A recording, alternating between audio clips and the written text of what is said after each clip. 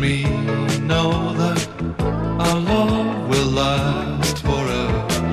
My girl and me know that we two belong together. But sometimes it seems I shatter our dreams with some careless word or foolish lie.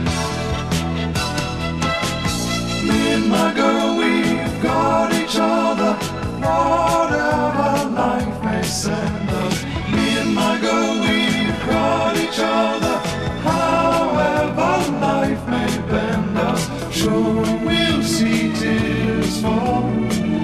Love never was all rainbows, but there'll always be me and my girl and me. Yes, it's an emergency, so if the dentist could possibly fit us in this morning. Isobel, please come out. No, I'm not coming in.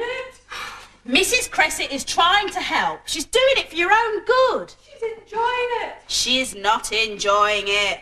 At once? Marvellous. Splendid, thank you. Of course she's not enjoying it. Right.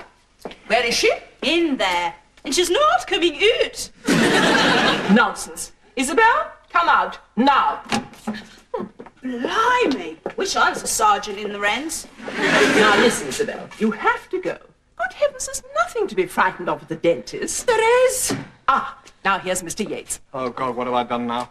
It's Isobel, Derek. Now, you do agree with me, don't you? Well, I don't... There, you see, Isobel, Mr. Yates agrees. You must go. Just a minute now, just a little minute. I am a person. I have a point of view of my own, you know. Of course you have. And your point of view coincides exactly with mine. Doesn't it, Derek? Yes, of course it does. Come on, Isobel. You've got to be brave. You know, like one of your great Scottish heroes. Oh, what's his name? Yeah, like Bonnie Prince Charlie. You've got to behave like him. What, run away to France? Wouldn't get 5 yards. What on earth's going on out there? Oh, Isabel's got a toothache. Oh, really? Well, she must be pregnant or something. Uh-huh.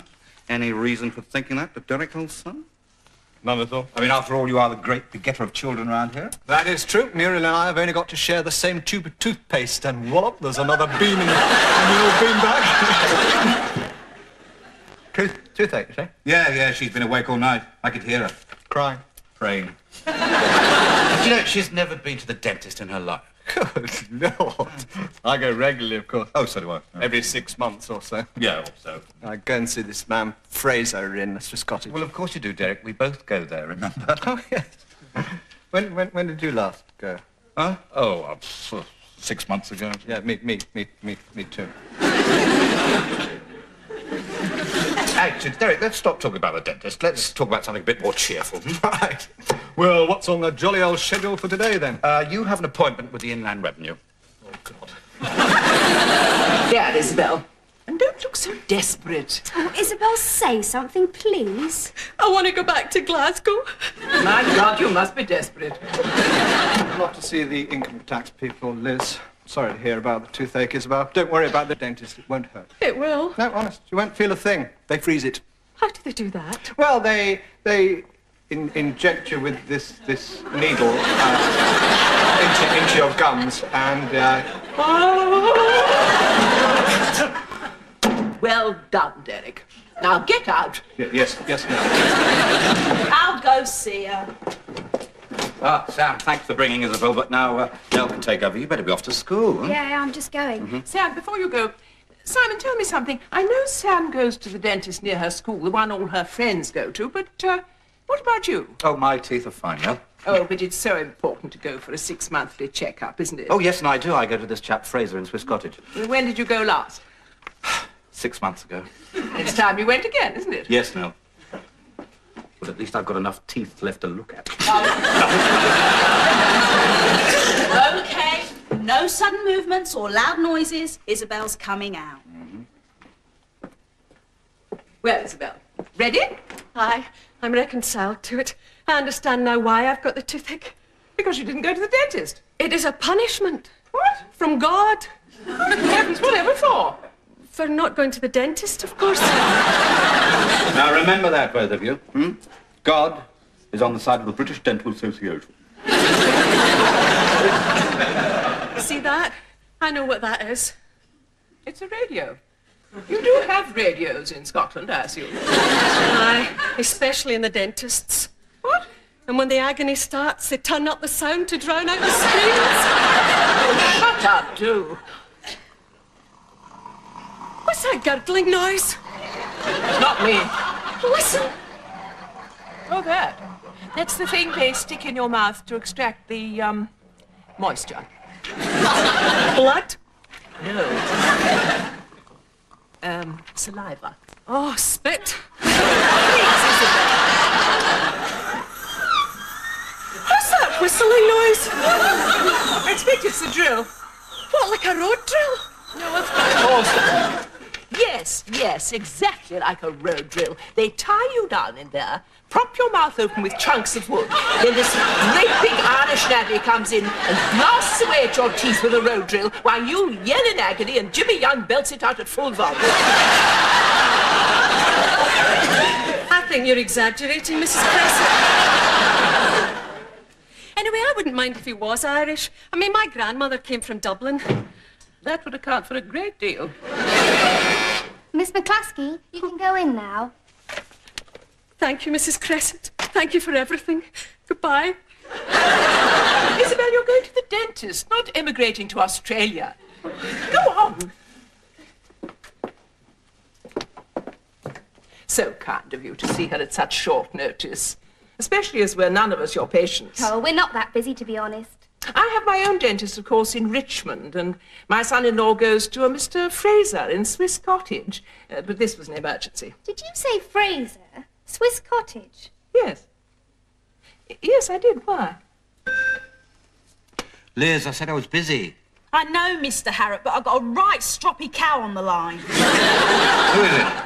Mrs. Grant. She says you've got to speak to her. She's not going away until you do, and I'm a silly little girl who ought to be sacked. Grant, you say, not Thatcher. No, never mind. Go on, put it through. Mr. Harrop, is that you? Are you there? Speak up. What can I do for you, Mrs. Grant, apart from sacking my secretary? You have a daughter, some silly name, Sam or something. Samantha. Is it? Well, I wish to complain about her morals. What? She is acting in the most deplorable manner. No, I don't know. I thought her Portia was quite good in Merchant of Venice. Don't be sure, Mr. Harrop. I see I shall have to sort this out in person. You'll be in your office at 1:30. Is this a question or an order? 1:30 then. And please, when I see you, try and be a little more cooperative. Liz, I've been to the dentist. I've been. One small step for mankind, but a giant leap for Isobel. One little filling, otherwise my teeth are perfect. Look, perfect teeth. Terrific. She never eats an apple or a carrot. She sucks sweets all day. She never goes to the dentist. And in 30-odd years, she has one little filling. Wouldn't it make you sick? Yes, I can see, Isobel. Well, perfect teeth. We've all seen them now, Isobel. Put them away. Well, at least you've learnt there's nothing to be frightened of at the dentist. No, that's not all we've learned at the dentist, Simon. Not all by any manner of means. Huh? No, we've learned something else, something very interesting. Nell, you're looking happy. You're smiling, there's a lilt in your voice. I've got a funny feeling I'm not going to like the next 5 minutes. No, you're not. Well, that's shown the Inland Revenue. Who's the boss? Yeah? Who is? They are. You've got to find 5,000, Liz, at once. No sooner said. What's that? Those detergent people finally paid up. 8,000. Fantastic, marvellous. Oh, Liz, I could hug and kiss you to death. How about a pay rise instead? Come on, you only opened an envelope. Oh, look, Mr. Yates, one little filling, otherwise perfect teeth. Really? Then you're a very lucky girl, Isobel. I know. However, I cannot stress too much how important it is to go to the dentist regularly. Derek, I think perhaps please, Simon, this seems an excellent moment to impress on Isobel this lesson. Every 6 months, that's the thing, Isobel. Make a regular appointment and keep it. Like you do, Derek. That's right, no.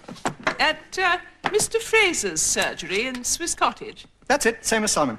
Yes. Just the same as Simon. Oh, dear. Been recently, Derek?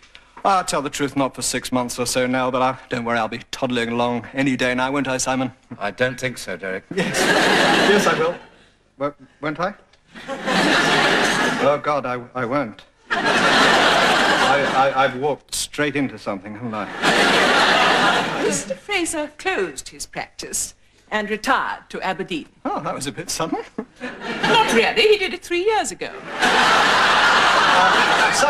Simon, help. We're in this one together, old buddy. Is that going to make me feel better?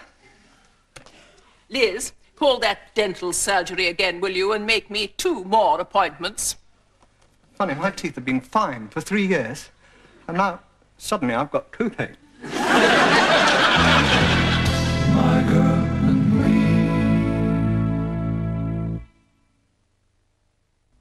Me and my girl, we got each other. So, that's a double appointment for 4:30 this afternoon. You're lucky they were able to fit you in.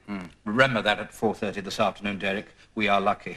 Well, you men are lucky. My mother used to say, for every child you have, you lose a tooth. So that's what happened to all Muriel's. Well,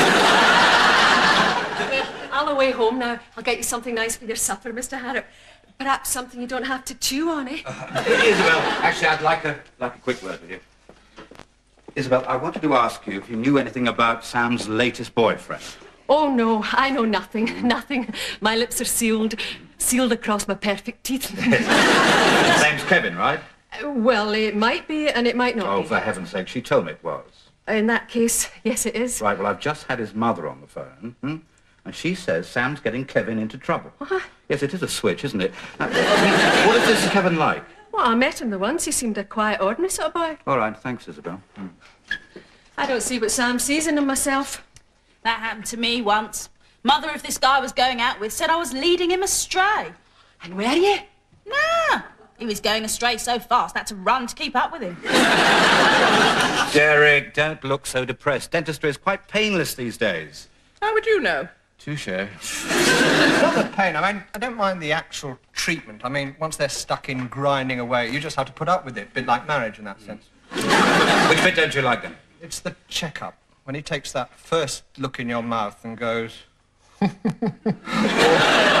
good God. And then he whispers to his nurse, and she says, really? And he says, yeah, all of them. And then he looks in again, and he takes that little silver rod with a spike on the end, and he pushes it into a tooth, and the top of your head hits the ceiling. Oh, yes, that We don't have to go just because Nell says so. We're adults, we don't have to go. I do. If I chicken out, Nell will tell Sam, won't you, Nell? Indeed, I will. Well, I don't care if you tell Sam. Then I shall tell Muriel. Go ahead, I don't care. Tell Muriel. 7, 3, 8. Ah, Muriel. Only kidding. No.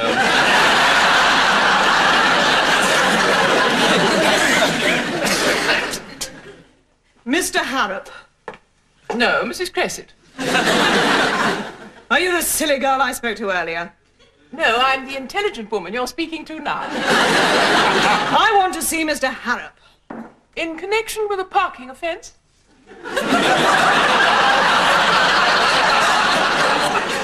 What? I assume from your manner you must be a traffic warden.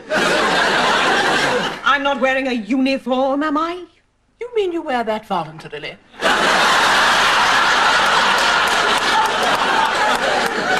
I wish to see Mr. Harrop. Certainly. In what connection? It's a private matter, not something I wish to become tittle-tattle in the mouth of the office gossip. Name? Mrs. Grant. Mrs. Grant. First name? Just get on with it. Simon. There's a Mrs. Just Get On With It Grant. Send her in.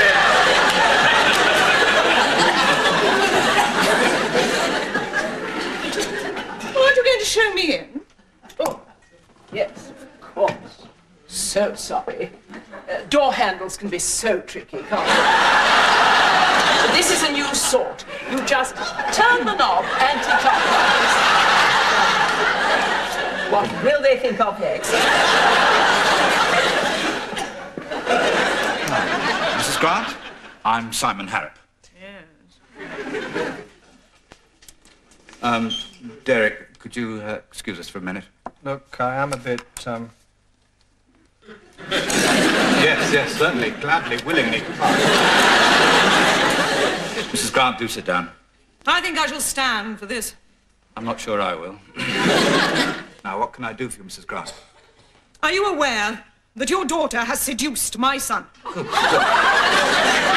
I mean, not physically. Oh, perhaps you'd better explain, Mrs. Grant. Well, she's a punk rocker, isn't she? And she has induced my Kevin to wear an earring in his left ear, to spray his hair bright orange, and to wear a thick-studded leather collar around his neck. Now, just wait a minute. Sam is not a punk rocker. She's only just stopped being a girl guide. I'm sure she can fool you, Mr. Harrop. I'm sure she finds no difficulty in making a fool out of you. There's obviously some confusion here. Now, look, why don't we all get together, you, me, Kevin, Samantha, and we'll sort this one out, I'm not about to bandy words with a teenage hooligan, Mr. Harrop. No, you will simply instruct your daughter to leave my Kevin alone in the future. Now, do you understand? Yes, I understand, Mrs. Grant. But, I think there is something you too should understand. You see, I don't give Sam orders. I don't own her. She's not my property. She's not even a child anymore. She's a young woman, and I consider it a privilege to have her living with me, even if she does drive me cuckoo sometimes. And Sam is a very intelligent girl, and I trust her. But more than that, at her age, she's entitled to some certain rights. She's entitled to her privacy. She's entitled to make her own friends, and she's certainly entitled to make her own mistakes. Mr. Harrop... And one more thing, Mrs. Grant. If you really want to stop your Kevin meeting Samantha, I suggest you buy a nice lead, attach it round his leather collar, and take him round on the end of it. Goodbye.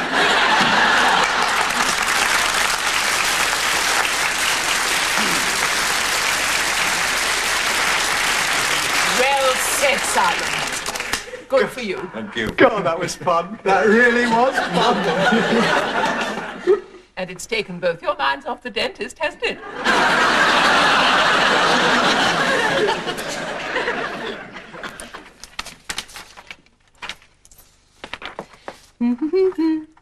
Yes, I know. Perfect teeth. It's nice to perfect something. Oh, Izzy, I'll do that. What's this? Oh, that! I used to wear that ages ago, before you came. Oh, aye. Hey, put it on. Izzy. Put it on. Please.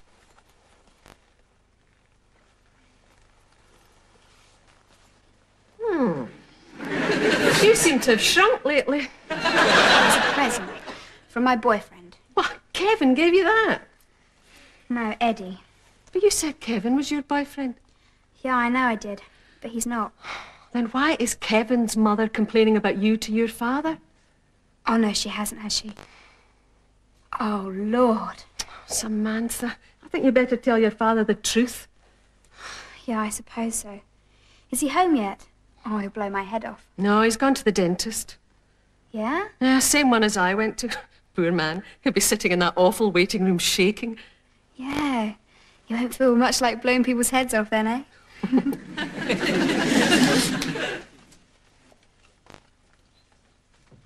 You nervous? No. You read that page 3 times. Very interesting. Some famous Scandinavian churches. Oh, do shut up, Derek. See that radio? What about it? Switch it up to drown the screams. Now, if you're going to talk about something, please talk about something else. Ever see that film Marathon Man? I don't remember. One where Laurence Olivier drills into what's-his-name's teeth from the front. Derek! Who's going first, then? What? In there, who's going first? Oh, I will, if you like. God, what a fuss. You will? You'll go first? Yes. Fine, you go first, then. Right, who's going first? He is.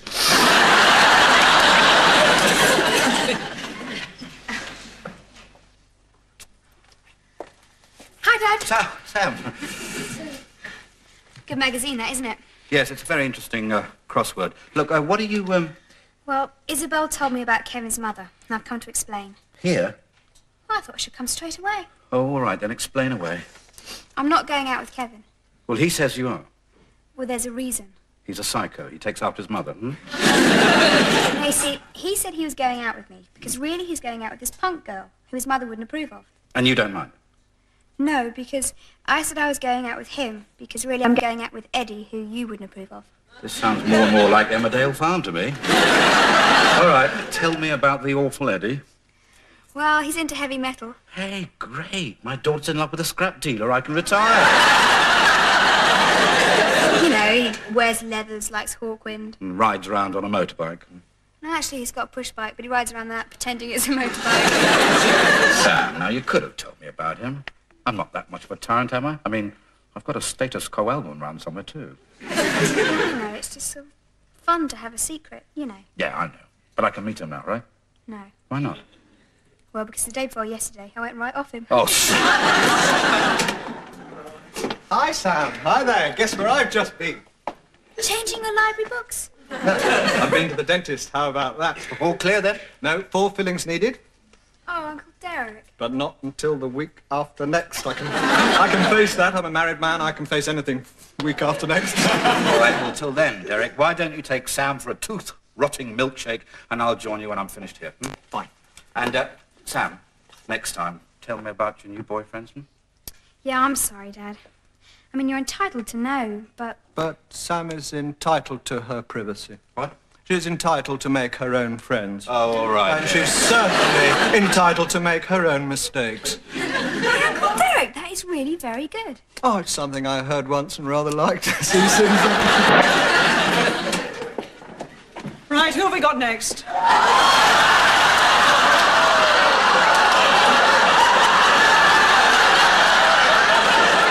Mr. Harrop. Mrs. Grant, we meet again. In here, please. Thank you.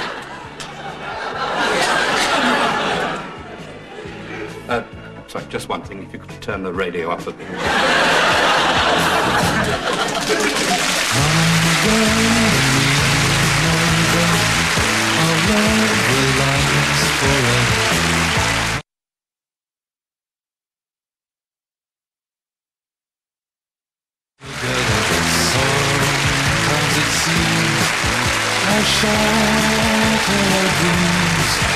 With some careless word, a foolish lie.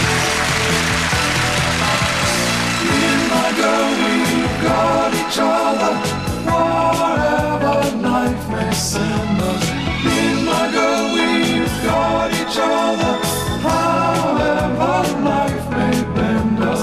Sure, we'll see tears fall. Love never was all.